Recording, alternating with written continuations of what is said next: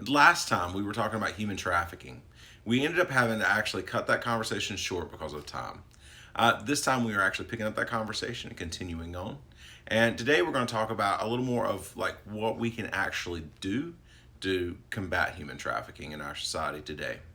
So I hope you guys find this episode informative, and I appreciate you coming back. Welcome to the Impact Defense Podcast.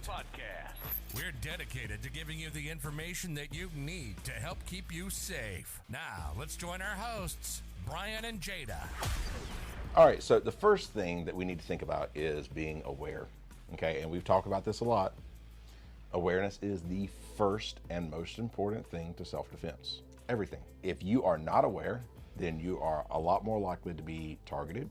You are a lot more likely to be, if you are targeted at that point in time, then you're a lot more likely to lose. And it doesn't matter if it's a mugging or it's an abduction, if it's whatever. You're just more likely to lose if you're not being aware. We talked about before that being aware and noticing something, but a dangerous situation before it happens can even stop it from escalating to that dangerous point.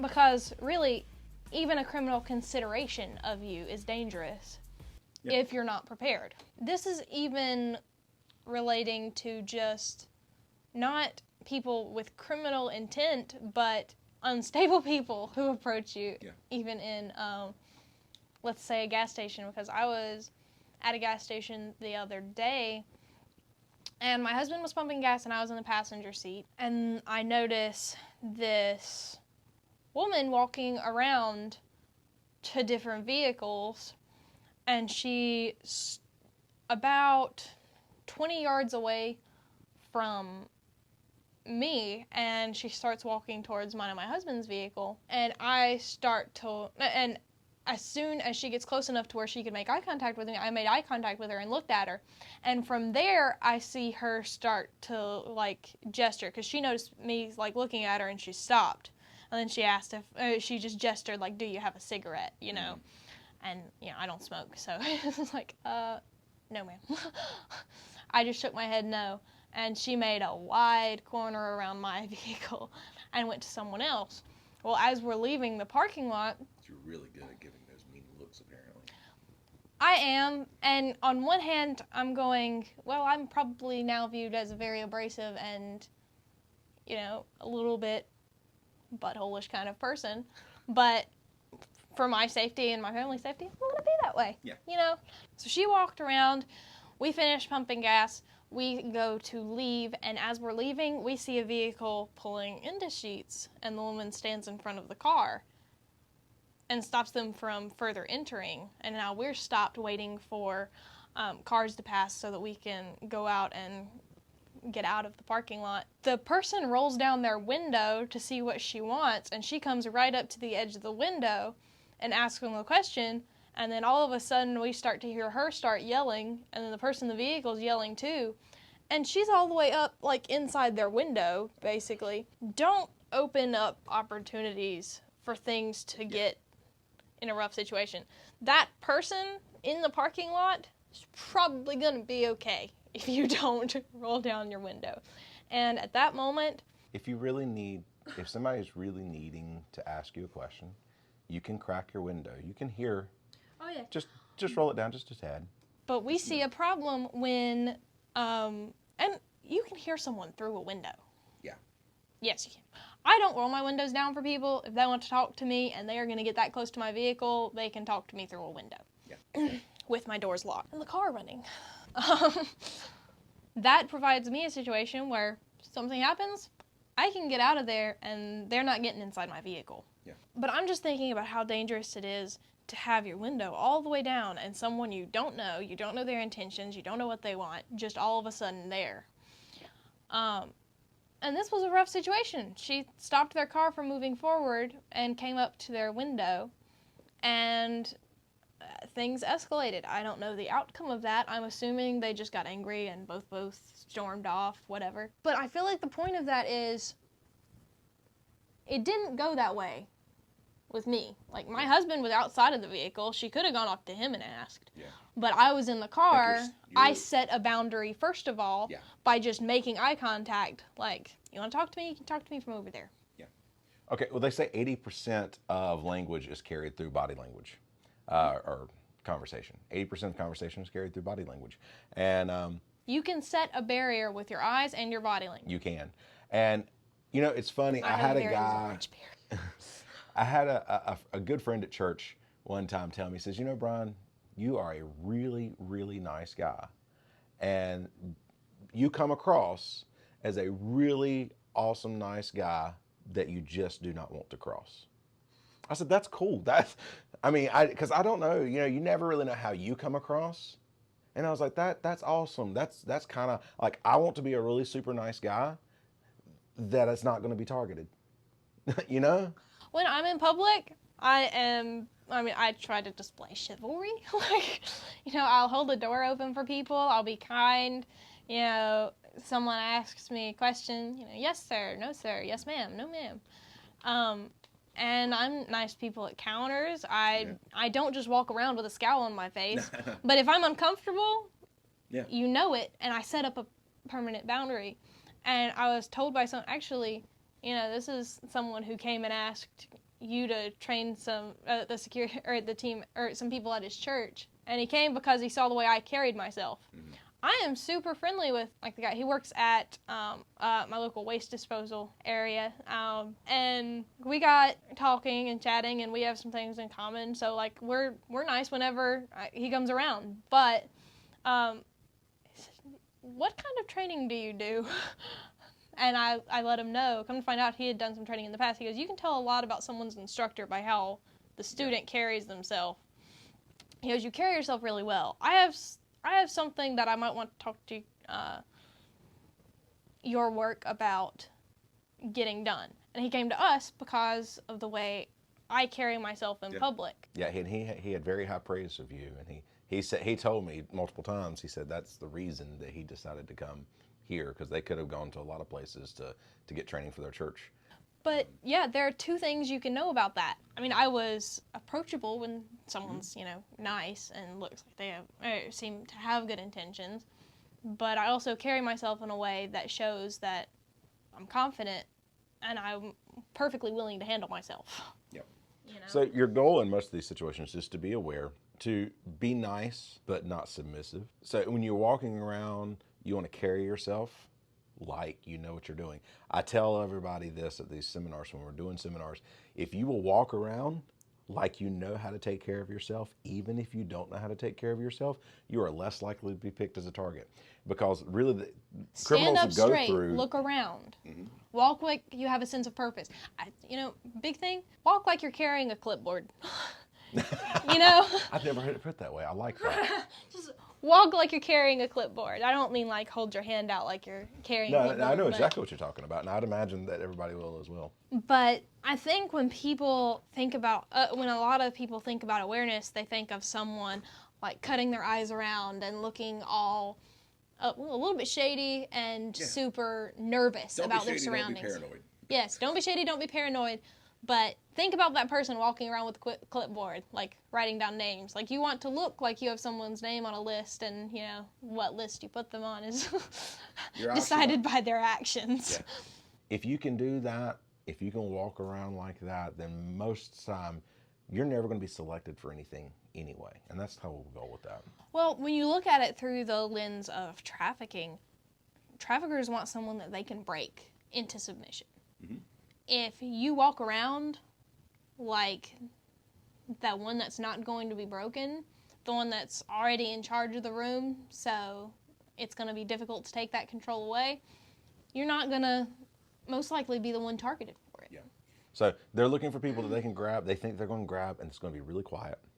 And unfortunately, we have seen videos where traffickers will come up, grab somebody, and that person will go into complete submission mode and walk off because they are scared to death. And they won't say a word. They won't fight back. They won't do anything. And that's exactly what they want. We have to understand that we have to fight. We have to scream. We have to yell. We have to bite. We have to gouge their eyes. We have to do whatever is necessary in that moment to get away. And I don't want to bring up things of the past, but this is technically a thing of the now, because right now there are children being trained to just go with people. Because they're more likely to survive. Okay, so let's just explain that situation. Clarify, yeah. Clarify just a little bit. All right, students of ours, we're going through something. I'm not going to name any names. They were going through some training, and that has nothing to do with self-defense. The person that was teaching this was obviously extremely ignorant of self-defense and any kind of situations like this, and they told the kids that were going through this training that if someone ever tried to take you, that you need to go willingly and not put up a fight because you have a better chance of returning or you have a better chance of staying alive. Okay. With this being in 2020, was when in that 2020. when that occurred, yes, this was over Zoom, and our students were muted for Because they were trying to openly tell them. disagreeing. Yep. And threatened to be taken off the call, and this was a national thing that was going on, and they were threatened to be taken off of the call or removed from the call if they were continued to try to tell everybody that that was wrong. But the fact of the matter is 85, this is the actual statistic of that, 85% of the time if you go away with someone, you do not come back. So it's very, very serious that you do not go away. And if that means that in the process of fighting back, you get a broken arm, then you get a broken arm, okay? I'd rather live content in my life with a broken arm than I would submissive to a trafficker, Yes. living a life that, well, I don't think I would be able to live. No. So, anyway, I'd rather be dead. anything. Do anything to not end up going with a trafficker. Okay, that's awareness. Carry yourself correctly, and if it ever happens, we use the cat analogy normally. You know, if you ever try to pick up a cat who doesn't want to be picked up, the cat's going to bite, claw, scratch, hiss, do anything, and that person most of the time is going to throw the cat back down. And that's kind of the whole goal. You want to be like that cat. You want to cause as much trouble as you can to make sure that they don't grab you and take you away. So they will just leave you alone because, you know, you may not be able to like physically fight them, but you can cause them enough trouble that they're not going to want to mess with you. And that's the whole goal in that situation. So, this is Dad's atomic bear SWAT knife. He really likes this. And you can get one too by using the coupon code IMPACTDEFENSE at theatomicbear.com. So, I think I'm just gonna... Nope. Really? The knife too? And then we move into your favorite thing, and I say that because, you know, we have the part that you normally teach at the seminars, and we have, and I can't believe it that people were like, after we taught at a couple seminars, people was like, you've got to make a T-shirt of this. So our Yeah. drop, flail, wiggle, scream. You want to explain that one because you normally do such a good job of that. Well, the whole concept behind drop, flail, wiggle, scream is your goal in self-defense. If someone is grabbing you, trying to take you with them, your entire goal is to not go. Yes. So whatever you can do to stop that, that's you winning. You don't have to come out guns blazing like, I am leaving this in a trail of glory. They don't know who they were messing with. It's, I got away. They didn't get what they wanted. I win. With that being said, sometimes, in fact, most of the time, self-defense is not pretty. Yeah. And it doesn't look glorious. And sometimes you come out looking a little bit ridiculous. And with that being said, drop, flail, wiggle, scream, you're going to feel and look a bit ridiculous because we basically stole it from toddlers. Yeah. What happens is if someone comes up and grabs you, a lot of people's first instinct is to pick up their feet and, you know, try to put all of their weight in one place so that the person will drop them. But picking up all of your weight and putting it in one place makes it a whole lot easier to carry you. Think about the difference between picking up a 50-pound sack of flour and a 50-pound dumbbell. Like, if the weight is in one place, it's easier to pick up. The sack of flour, you have to gather it and collect it to be able to pick it up. It's going to be a lot more difficult. It's dead weight. So, first step is drop. Turn into dead weight. Make them have to collect all of your weight to be able to get it. Now, if just dropping doesn't work and they don't just let you go after that. Think about the toddler there, because the toddler's going to arch their back. Oh, yeah. And by doing that, let's get like talking about the, I don't know, scientific is not really the right word, but technical in the situation. When you push your hips out and you arch your back in that respect, you're creating room in their grab, so it makes it easier for you to get out. Oh yeah, arching your back. I don't know if any of you have ever picked up a toddler that didn't want to be picked up, but that back arch is immediate, and they just kind of slip out like butter. So it's just, and they're gone. So you as an adult have a lot more weight and a lot more muscle to be able to pull that off anyway. Or even as an older child. Or even as an older child. When it comes to the drop, arch your back, drop your weight down, see if you can get them to drop you to the ground. Then, if you can't get yourself all the way to the ground, flailing is a great thing to do, because another thing toddlers do is kick their feet and flail their arms. And an adult doing that, once again, or an older child or an adult doing that, you have a lot more muscle, a lot more strength to pull it off, and that kicking your feet and flailing your arms and your other limbs, that's going to make your weight a whole lot harder to control as well. So drop, flail, then once you're on the ground and they're trying to grab you, wiggle. Just frantically shaking your arms and your feet makes you extremely hard to grab. As someone who is usually the example for this, where I am trying to grab and hold on to someone, yes. Yeah, it is extremely hard to, like, if you get a leg, it is hard to hold on to it when they are shaking their legs like that. Yes, and if shaking conveniently turns into striking or kicking while you're like on the ground and they're near, then it's even better. Yeah. And then lastly, the thing you should be doing the entire time is screaming. Because think about a home alarm system. Now there are silent alarms, but something that's extremely effective is an alarm that a criminal can hear to let them know that someone knows that they are in the house. And so our neighbors actually got broken into a few years back and then got a home alarm system. Well, we live in the heart of gun country, the South. So one day, everyone in the neighborhood heard the alarm going off because it's loud. And so before the police ever got there, within 2 minutes, there was half of the neighborhood gathered around the house, with their concealed carries in their pockets, like, hey, what's going on? Like, everyone was already there.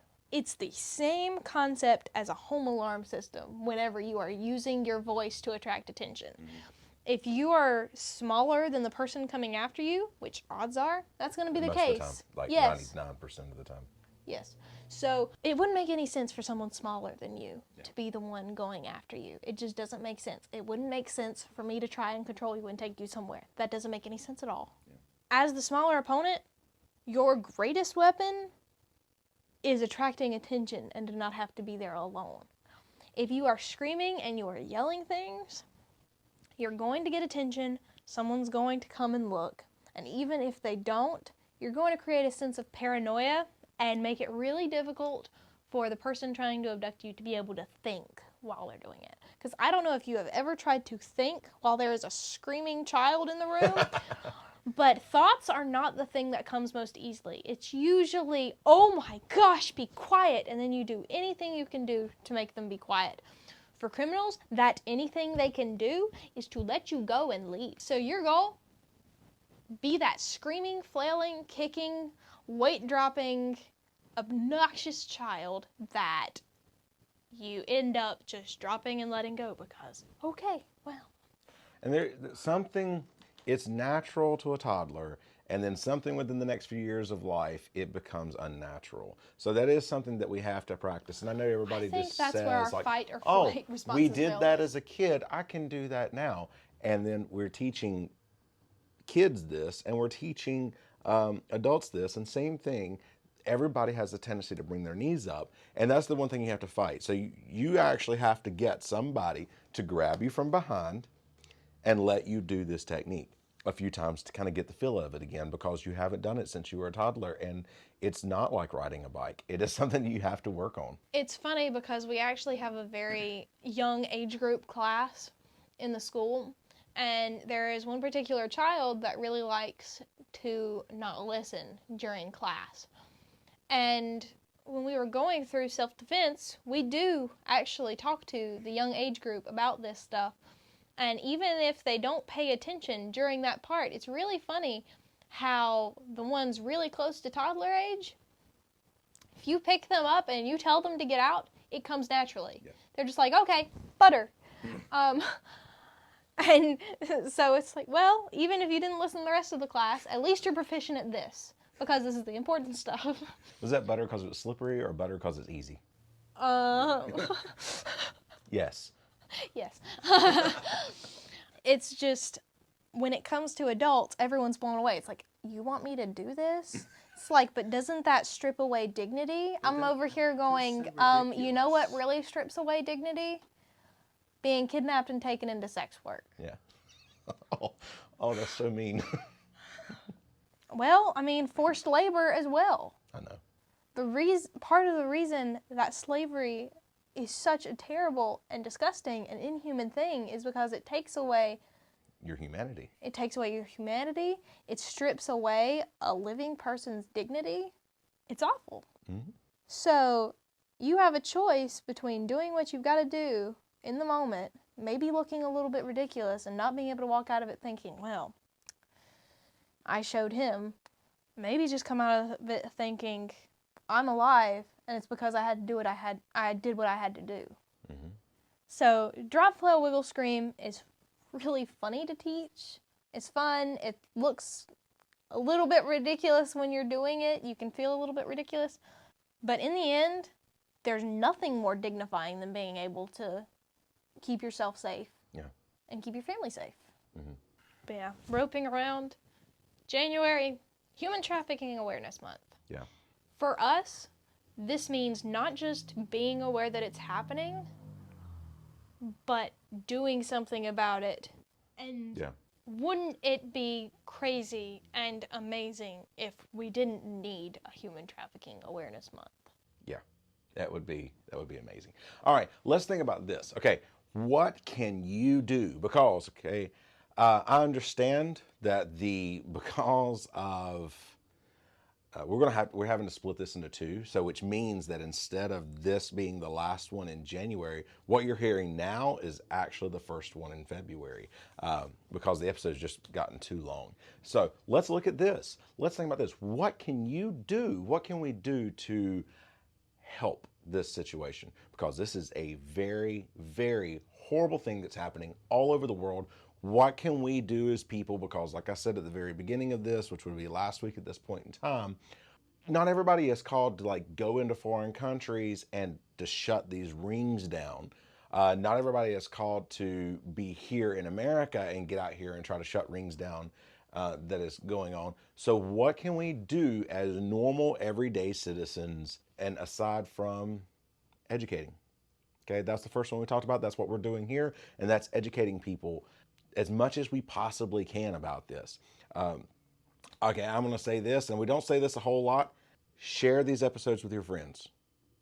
If you have friends that do not train for self-defense, if you have friends that do train for self-defense, if you have trained people, friends, family that do not care about any of this, share this with them anyway, because the more people that are educated about this, the better. It's not a question of do they care about it. It's a question of should they. Yeah, yeah. And I know that might sound, don't care about this, maybe sound a little harsh, but it's not that most people don't care about it. Most people care about it, okay? Most people don't take the time to educate themselves enough, okay? So share these with your friends. What else can we do? If this really does resonate with you, and if it is something that you realize that you're passionate about, and you can't create your own business or organization to fix it, there are already organizations existing that you can get involved with. Look up. There are volunteer organizations that help people after they've been a victim of trafficking. There are organizations that try to help prevent it and help people and get them out of it. There are hotlines. There are shelters that provide food. There are all of these different organizations and businesses that you can be a part of and volunteer with to proactively do something. And if that's something you're interested in, like I said, we're in the information era. Yeah, that's the truth. If you think about it, or if you feel like it's something you can do and have place for in your life right now, by all means do it. Or if it's something that you can make room in your life for, do it. Yep. It's a couple clicks away in finding where you can help. Okay, so honestly, I just thought about this, and I was sitting there thinking about, while you were talking just a second ago, what can we do even more? Okay, we're out here trying to educate people. Well, we can help and empower other people to educate people. Okay, we have done all kinds of training and everything, and we can do some stuff to help others to get out there and educate. This way, they don't have to go through the hours and hours and hours of training that we had to go through in order to do this. So what we want to do is we want to create a free resource.